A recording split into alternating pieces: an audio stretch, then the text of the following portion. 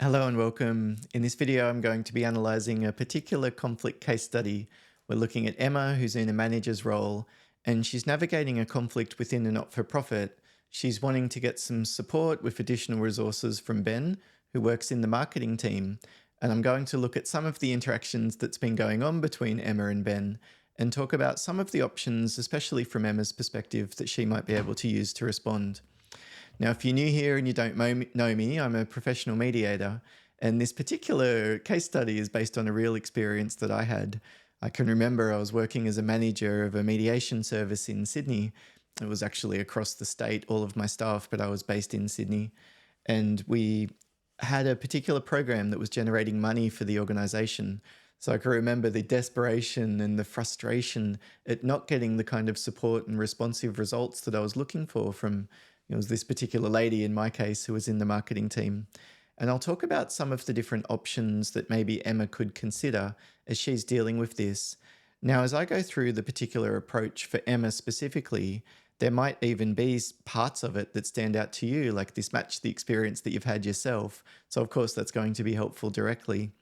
But you might also be able to take the different ideas and even the ways of thinking about workplace conflict that I describe here and then apply it to either other workplace situations, if you're dealing with a different type of conflict in your role, for example, or even other kinds of conflict outside of work. I'm surprised that when I'm doing conflict resolution training, pretty often people want to talk about how to deal with their partner, for example, or their mother-in-law or their kids or something similar. And yes, the same approach would work for de-escalation as dealing with a 8-year-old who's having a meltdown because you've taken away the Nintendo, as would work with a subcontractor that you've met on the construction site and they're spitting the dummy because their invoice hasn't been paid or something else. There is actually a lot of overlap between those different types of conflict, and therefore the way that we respond often tends to match and be somewhat similar as well. Anyway, let's have a look at what Emma's dealing with here in her role. She's in the role of program manager, I should say. Oh, I didn't know that I could move around that little pen. That's quite handy to know for future videos. So she's a program manager in a not-for-profit that provides services to vulnerable communities. In my particular experience, this was something that, I would say it's probably a value that I've got. That's why we're here.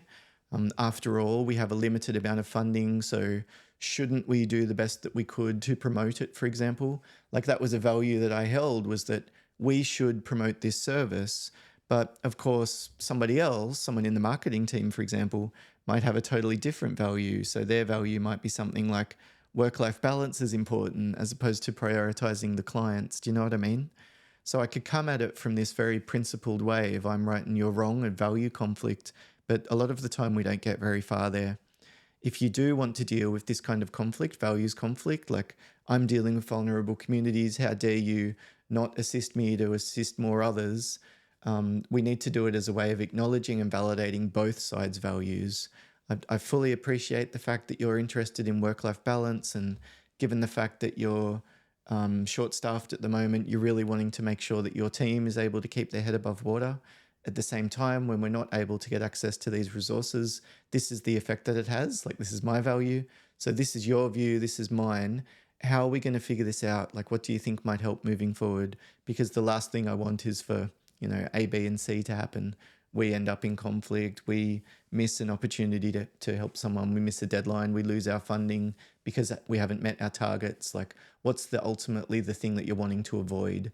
You can talk about that after you've named both of your perspectives, but especially theirs, I think.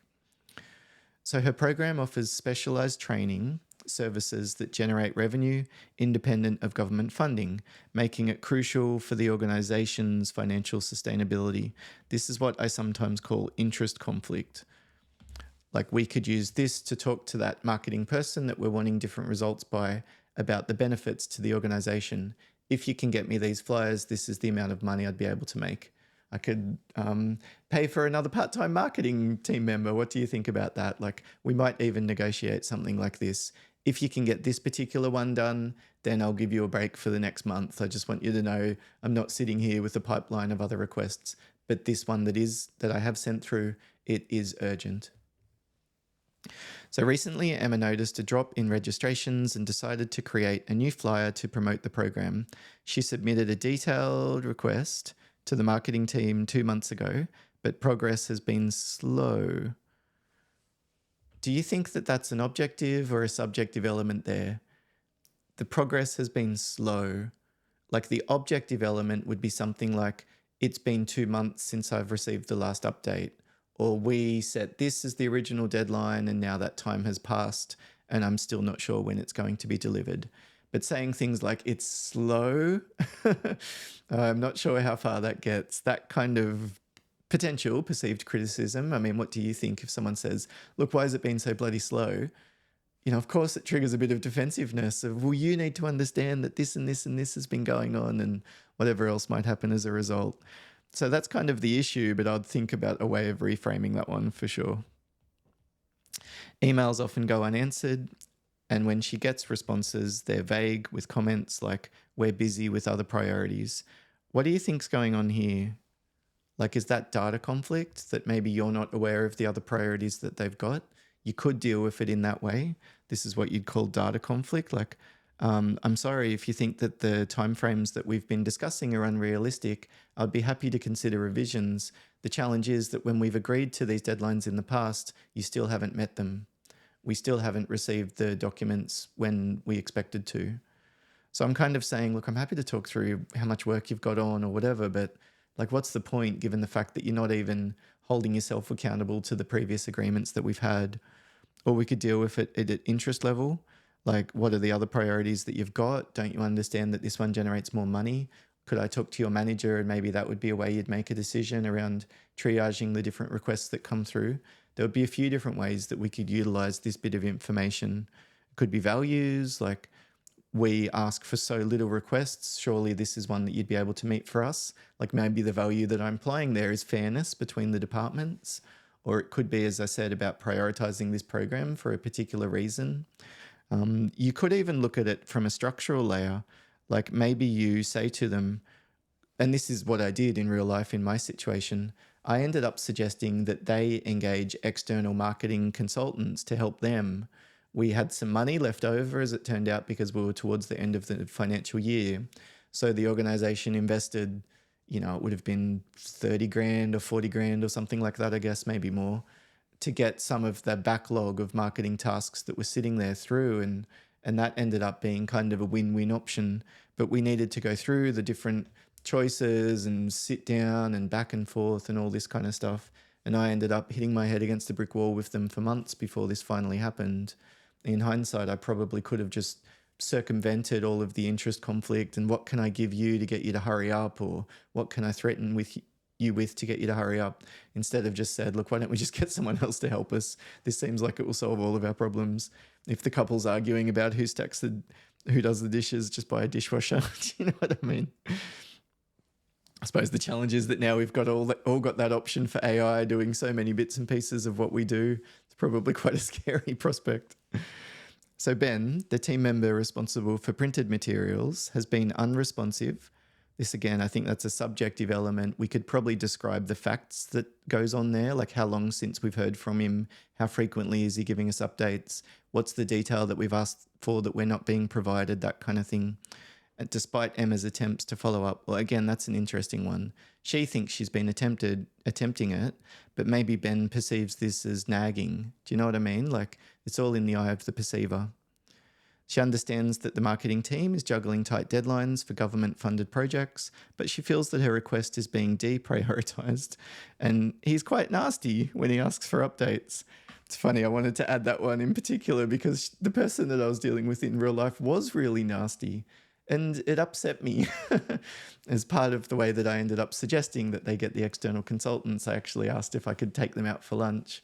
I can't remember if I ended up paying for their lunch, to be honest. I think I did, and that would have been my intention. But sometimes these things are just so awkward and uncomfortable, especially when it's a male and female. It just feels very weird. It's like, I don't know, can I buy you lunch without any other bizarre innuendo going on here? You have to tread a little bit carefully around some of those things these days, depending on the context that you're working in. But for me, it was the stickiness of this lady. I really didn't like her. It's just something about some people, isn't it? It's the look on their face or the tone of voice or whatever. And she just rubbed me up the wrong way from the word go. So that really quite nasty thing. It's like that's probably something for Emma to consider. Maybe she'll need to do some type of self-regulation so that she doesn't spill out and, make a negative comment or something if that's her intention, to not do that in public or not do that to Ben directly. So the delays affecting Emma's morale makes sense, of course. One of the things that puts us at risk of burnout is when we have a high level of responsibility, but a low level of authority or autonomy or ability to influence our situation. Response, is it ability? Oh my goodness, I can never spell as soon as I'm writing. It always happens when I stand up and use the whiteboard when I'm running a training workshop as well. When we have a high sense of responsibility, but a low level of autonomy or ability to influence, it's a real risk factor, and it does put us at risk of things like burnout. So it's not surprising that Emma's morale is suffering. And I wonder if even some people watching this video at some stage might have experienced that particular challenging combination of factors. She's unsure whether to push harder, escalate the issue, or find alternative solutions for the flyer, but she worries that any choice might strain the relationship further. So we've already been talking about some of the different options that Emma could consider, but what would you do? Like, how would you deal with this particular situation? For me, it's probably something like setting up a solution-focused conversation with Ben. So I might organize a meeting with him, maybe this afternoon or tomorrow morning if possible. And the way that I would name it would be neutral and mutual where possible. I might say something like, Ben, I really appreciate your time. Look, I just wanted to talk about the requests that are sitting there at the moment with your marketing team from my service. Maybe make clarifying expectations around where those are up to. And I'd also like to talk moving forward around what we might be able to tweak, or, maybe there's some things I can do differently in terms of the information I'm giving you, or maybe there's, something going on for you that I'm not aware of too, and my expectations are a bit unrealistic. Anyway, I'd really like a time to talk it through and maybe get on the same page. What do you think? Is that something that you'd be willing to do? So I don't finish that by saying, are you happy to do that? Or what do you reckon? I'm like, are you willing to do that? Would you agree to meet with me? Would you meet with me? Could we organize a time to catch up? The request ultimately is for the behavior of listening to me. And I do it in that way. I'd like to talk about that request that's sitting there, or I'd like to talk about the process of marketing requests. It seems like maybe there's a few points where there's been cross wires and things have been stuck in the past. And the last thing I want is for you to feel like the expectations that are put on your team are not realistic, and you're not feeling like you have any sense of autonomy or say in the process as well. Of course, that's not going to be a tenable arrangement for you or for anybody else moving forward. So we're kind of naming it in that neutral and mutual kind of way. I think depending on the kind of person that Ben is, it might give us some information about exactly what the best way to deal with him would be. If he's a blue kind of person, he's that detail-oriented, data-focused, wants to go through all the options, then Emma submitting this detailed request is going to be something that's really good. But if he's not, if he's a red and he's outcome-centered and pretty go, go, go, and he just wants a dot point summary, maybe she would be better off sending him through that initial request, but meeting him to go through it, like changing the structure. Or if he's a yellow kind of person, he might feel like he's been pushed around because he's not having any input. He joined the marketing team because he's a creative personality and he's inspired and has a unique take on things. And here's this operations manager with no training in design coming and telling him what to do, what colors to use, what fonts, what text. This is his speciality, So maybe that's the thing that's sitting there for him. It could be the relationship conflict kind of layer. And if he's that yellow kind of person, then Emma would be much better off saying something like, look, I'd love your ideas about the best way to go about this, or I'm really not sure, or this is something that's quite important. I appreciate that you've got limited time, but I'd love to just get your opinion about this and this, or what might work best. Sometimes that little bit of allowing them to feel important is something that matters, or thanking them or giving some type of positive feedback in public. For some people, that really resonates. And if you've never said thank you for other jobs or never mentioned them in your, little blurb in your newsletter or something, then maybe they're feeling a little bit left out. So it really depends on who Ben is. In a real case situation, we'd probably want to respond to all of those different factors. But you can very easily see how some of these different subjective elements that Emma's adding here may or may not resonate. Like a blue person might be really interested in how much money the government, how much money the organization needs to run its services and all this kind of thing. But a green type of personality is not. They just want to talk about who everyone's footy team's going for, or how your kids have been going at school, or how the move's been, your mother-in-law's been sick. Like, people have very different things that are on their radar. And so we want to take a flexible way of communicating with them.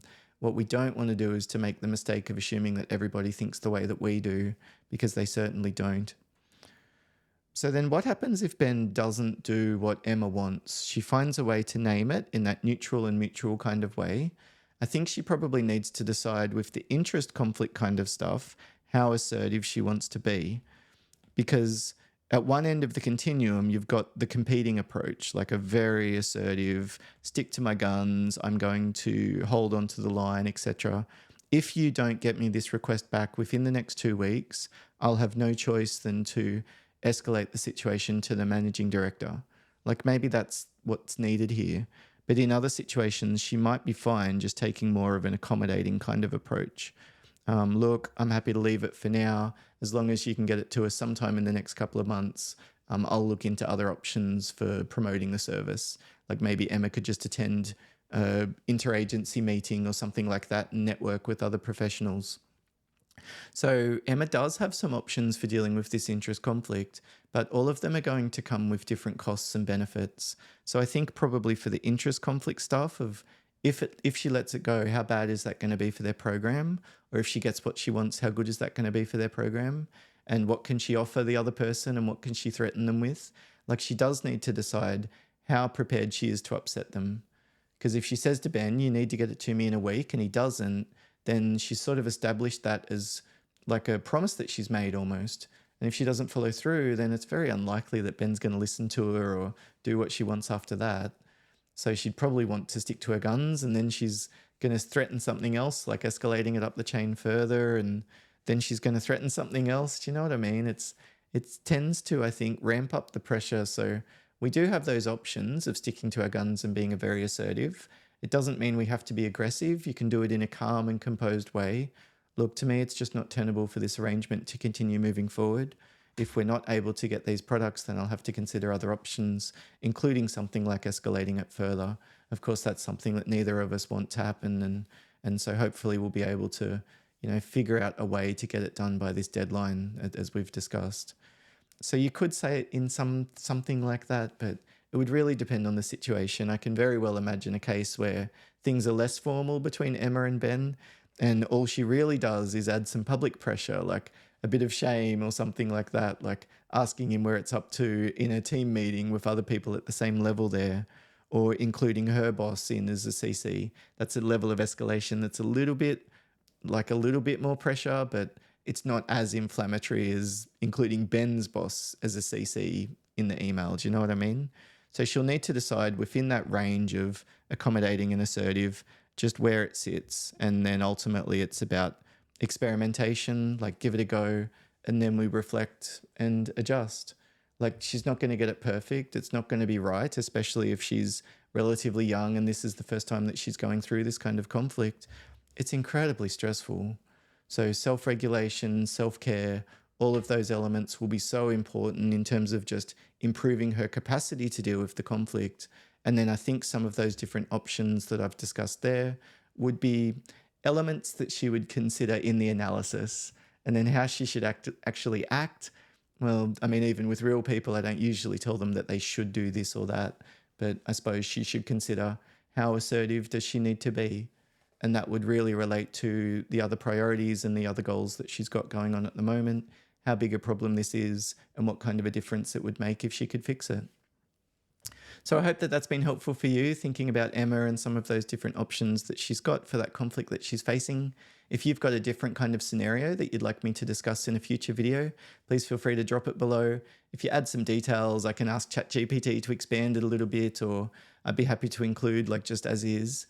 Just let me know if you'd prefer me to de-identify anything. I always feel I'm doing this on my podcast at the moment, a bit of conflict analysis, and I'm a little bit unsure sometimes as to how much information I should de-identify when someone's described real people that they're dealing with. So send me a case study if you've got one, but let me know if I can use it as is, or maybe remove some of the personally identifying information if it's your friend and they're likely to stumble across the channel at some stage. I mean, for a tiny little channel like this, it's absurd to even worry about that, I suppose, but the podcast is a lot more popular in terms of the amount of people that listen anyway. Look, thank you very much for watching. If it's been helpful, I'd be incredibly grateful if you'd press like and maybe consider subscribing if you're interested in any additional tools for dealing with conflict. And let me know if you've got a question or if it really resonated with you. I'd love to hear from you. Thanks for watching, and hopefully catch you again in a future video. Bye for now.